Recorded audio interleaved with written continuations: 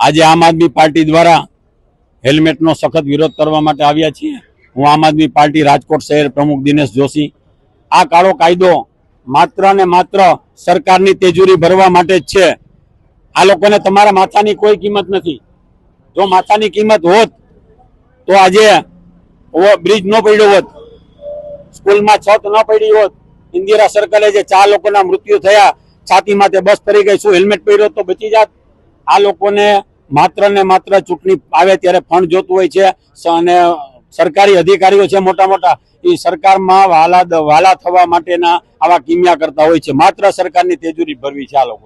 અમે એમ એને કહેવાના છીએ કે અમે આવા કાયદાનો વિરોધ કરીએ છીએ। ગાંધી બાપુ કહી ગયા છે કે જે કાળો કાયદો પ્રજાના હિતમાં ન હોય એને માન ન આપવું, એટલે આમ આદમી પાર્ટી એને માન નહીં આપે અને 8 તારીખે આમ આદમી પાર્ટીના તમામ કાર્યકરો, હોદ્દેદારો હેલ્મેટ પહેર્યા વગર સવિનય કાનૂની ભંગ કરશે।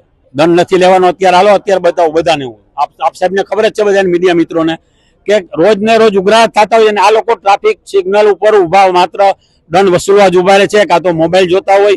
એને પૈસાની ઉઘરાણી કરવા સિવાય કાંઈ નથી। તમારા જીવની કોઈ કિંમત નથી હોત તો આવી ઘટના ન બની હોત, આ દીકરીનું મૃત્યુ ન થયું હોત।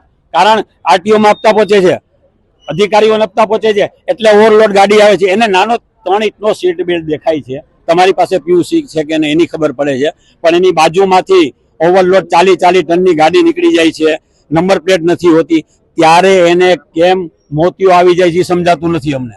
એટલે આ કાયદાનો વિરોધ કરશું। અમે રસ્તા રોક આંદોલન કરીશું। અમને ભલે જેલમાં પૂરી દે, પણ અમે આ કાયદો સિટીમાં લાગુ કરવા નહીં દે। હાઈવે ઉપર કરો એમાં અમે રાજી છીએ। સાંજ સમાચાર ફેસબુક પેજને લાઇક કરો, વિડીયો શેર કરો અને વધુ વિગતવાર સમાચાર માટે sanssamachar.net વિઝિટ કરો।